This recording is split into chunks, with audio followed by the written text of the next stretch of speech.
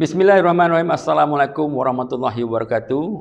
Saya percaya tuan-tuan dan puan ada harta. Saya percaya tuan-tuan dan puan ada keluarga. Saya percaya tuan-tuan ada hasrat untuk wariskan harta kepada keluarga tuan-tuan dan puan. Dan kita tidak boleh lari pada hakikat yang satu hari kita akan tinggalkan dunia ini. Dengan itu, semua orang perlu ada perancangan legasi. Semua orang perlu buat sesuatu untuk merancang supaya apabila pergi nanti, harta dapat diwariskan dengan baik dan waris-waris dapat teruskan kehidupan dengan baik. Dan kita yang pergi juga sejahtera di sana. Jadi apa yang dimaksudkan sebagai perancangan legasi yang mantap? Pertama, kita mesti ada harta yang tersusun, tersenarai, tidak ada yang tersembunyi. Betul formatnya, betul statusnya. Dan harta-harta itu juga sentiasa bertambah. Duit kita bertambah, harta kita meningkat nilai. Dan juga kita sediakan perlindungan untuk harta kita. Kalau terbakar pun kita dapat duit balik. Kita ada sediakan perlindungan untuk nyawa kita. Kalau kita meninggal dunia, adalah pampasan kematian. Dan kita juga menyediakan perlindungan untuk kesihatan kita. Kalau kita sakit juga ada bantuan-bantuan yang kita terima. Dan yang penting, kita ada apa yang dinamakan vaksin pusaka yang lengkap. Vaksin pusaka, apa itu? Apa yang dimaksudkan oleh vaksin pusaka yang lengkap adalah pertama, diri kita mestilah faham sedikit tentang faraid. Diri kita faham sedikit tentang proses pusaka selepas kita meninggal dunia. Dan semasa hidup, kita telah membuat pelantikan wasi. Ahli keluarga yang rapat yang telah diberi tanggungjawab, diberi surat watikah untuk menjadi orang yang akan memulakan proses pusaka kita. Dan juga kita telah menyediakan senarai harta dan juga simpanan yang baik tentang harta-harta kita. Kita dah nyatakan hasrat-hasrat kepada harta itu, nak bagi pada siapa, nak sedekah pada siapa. Dan juga kita telah sediakan tabungan tunai yang mencukupi. Sebaik-baiknya dalam bentuk dana pantas, yang mana tak beku kalau kita meninggal dunia. Ada penamaan yang betul. Mencukupi untuk apa? Untuk membolehkan waris kita teruskan kehidupan tanpa terganggu. Untuk membolehkan waris membayar hutang-hutang kita yang kita tinggalkan. Untuk membayar kos-kos berkaitan dengan proses urus pusaka. Sangat penting, tidak ada proses pusaka yang percuma. Hutang perlu dibayar dan waris juga perlu meneruskan kehidupan. Dan penting juga untuk kita sediakan khidmat nasihat ataupun bantuan dari pakar untuk membantu waris-waris kita menguruskan pusaka. Sebab kebanyakan waris tidak pandai, tidak tahu cara menguruskan pusaka.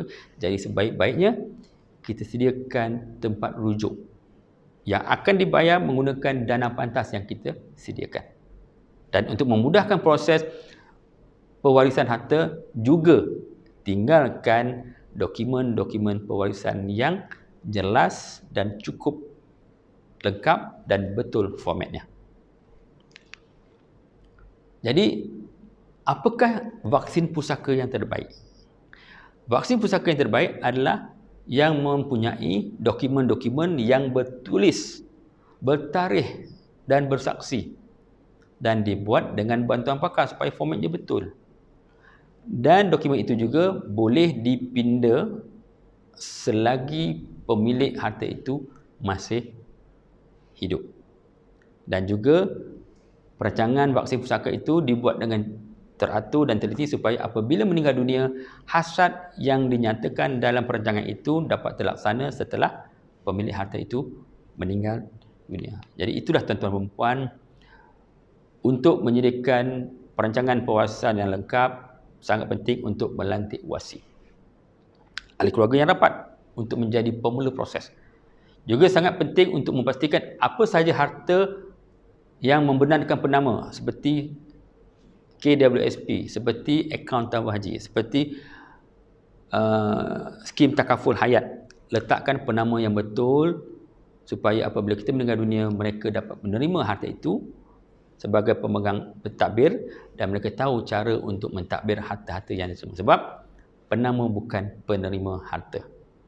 Begitu juga kita tinggalkan pesanan-pesanan pewarisan kepada waris. Siapa yang patut dapat harta, siapa perlu menjalankan tugas dan sebagainya.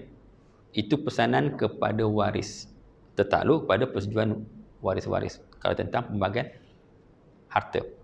Kalau kita nak memperkukuhkan hasrat kita, kita buatlah kibah semasa kita masih hidup supaya hasrat itu terlaksana ketika kita masih hidup, dan ada banyak kaedahnya.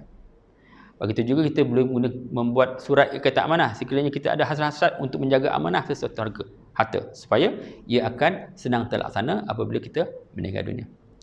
Begitu juga kalau kita ada hasrat untuk meninggalkan harta kepada bukan waris, nak bagi pada anak angkat, ibu angkat, sepupu, cucu dan sebagainya, boleh buat wasiat kepada bukan waris tidak melebihi 1/3. Ataupun kita mempunyai hasrat untuk sedekahkan sebahagian harta kita setelah kita meninggal dunia, kita boleh buat wasiat, wakaf ataupun wasiat sedekah. Ini adalah dokumen-dokumen pewarisan yang kita boleh buat. Tak semua orang perlu semua, tetapi perlu buat yang mencukupi, yang bersesuaian dengan harta yang kita ada. Jadi macam mana nak mula? Semua orang perlu buat, semua orang perlu mula. Macam mana nak mula? Mudah saja.